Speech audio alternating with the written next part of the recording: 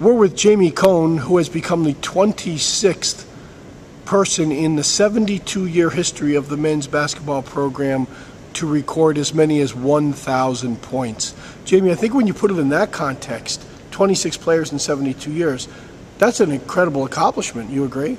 Yeah, absolutely. I feel very honored to be part of that group. There's definitely been a lot of great players come through this program, and to be considered as part of that group is very special to me.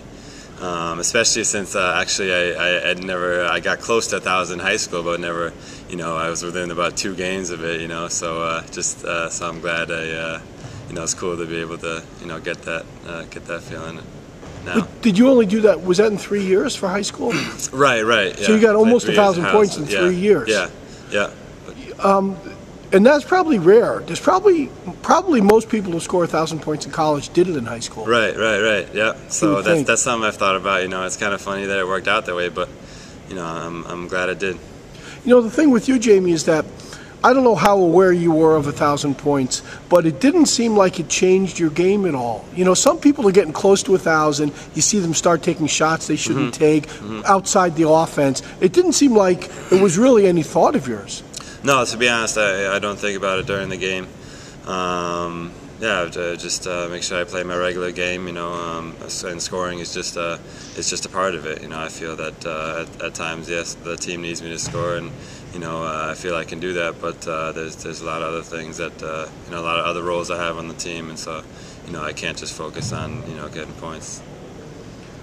Your role on the team, talking about that, is someone's going to look at you and they'll look at the record board and say Jamie Kohn scored 1,000 points. But you also have to look at, you're going to score over 800 rebounds, which less than 10 players have done that. You're going to have over 200 assists. It's much more. You scoring points doesn't really define you, does it? Yeah. Like I said, scoring is definitely not my main role on this team. I feel that over the past few years, it's been more rebounding. It's been probably my biggest role, and defensively, being one of the guys to take the responsibility of guarding their good players and always being in the right position, and in our system, in our help defense, the system that Coach Geithner has taught us. When you came in here as a freshman, the team had a losing record your first year, and now you're really on the brink of winning 20 games, 3 consecutive seasons. When you come in as a freshman, watching you play as a freshman didn't look like you had to make a big adjustment to your game. Was that accurate? Yes and no. I mean, I felt like I was happy that I was able to contribute right away, and so I felt I had a successful first year. But at the same time, there's a lot of things that come in as a freshman. I mean, you have no idea how you hear about it, but you have no idea really how different the college game is from the high school game. So it was definitely an adjustment, but I was glad I was able to be successful. And in terms of us getting better, I mean, that's just something we stress every single day.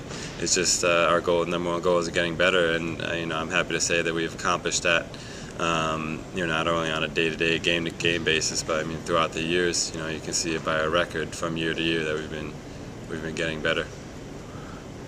Well, I think the thing that you can look at is you came in, the team was right around 500. You and Nick Nedwick and Hamilton, and then you guys are leaving, and basically you've helped put the team on the road of, hey, maybe they become a consistent 20-win season. That's got to feel good. You, Edwin, Nick, all those guys, when you walk away from here, you got to feel like, wow, we really accomplished something. Yeah, I hope so. If I feel that if we continue being successful in future years, that that we had a big part of it, of kind of creating this legacy, and this the winning attitude, and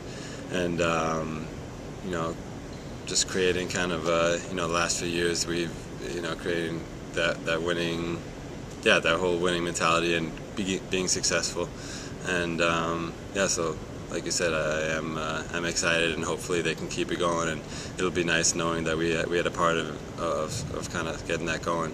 Absolutely. Yeah. James, when you came here, you had a couple of options to go to other schools. Part of it was because academically you were so strong, you were looked upon at others. You were Other schools were interested in you as well. When you first got here, your first year, the team was under 500. Was there any point during the season when you said, "Geez, maybe this wasn't the place for me"? I don't think there was ever a point where I said this wasn't the place for me because I always loved this school. There was a lot of different factors that contributed to me coming here, and it wasn't just basketball. Basketball, it was a big part of it, but other huge parts of it was its location, the way it worked out financially, and the PE program that they have here, which is my major, and so that wasn't the only contributing factor. So in those terms, I never really thought about going to another school. I don't think, but there was definitely some times where I wasn't happy with the season that we had freshman year, and things didn't go our way all the time, and of course there were those times when you're not sure. Well, I would think, James, no matter what you do individually and no matter what the team does, I think probably when you look back on it, or even now, the most rewarding thing probably for you is that you were able to play your entire career in front of your family. Yeah, absolutely, absolutely. And again, that was a huge part of my decision coming in the first place because we've always been a very tight-knit family, so I wanted them to still be close to me in college. And, I wanted to live on campus, to kind of get that separation, and that's worked out. But at the same time, I still need to see them a lot, and I'm glad that they've been here to share this whole experience with me. James, last question. You're a phys ed major, like you mentioned. You spend a lot of time in the sports center. You go up and down those stairs in the lobby where the Hall of Fame plaques are. Did you ever go up and down those stairs and look at those things and say, maybe someday I'll be in there? Yeah, absolutely. Of course it goes to you, right? I mean, like you said, coming through those doors every day, you can't help but stop and look. And I look at the pictures and read those plaques all the time. And of course you can't help but think, maybe that you'd be fortunate enough to be part of that wall someday. But right now, just focusing on the rest of this season and finishing on a strong note. That's probably the kind of thing you look at after you graduate and look back and say, maybe I had a Hall of Fame career. So, Jamie, thank you very much. Good luck the rest of the season. Hey, thank you so much.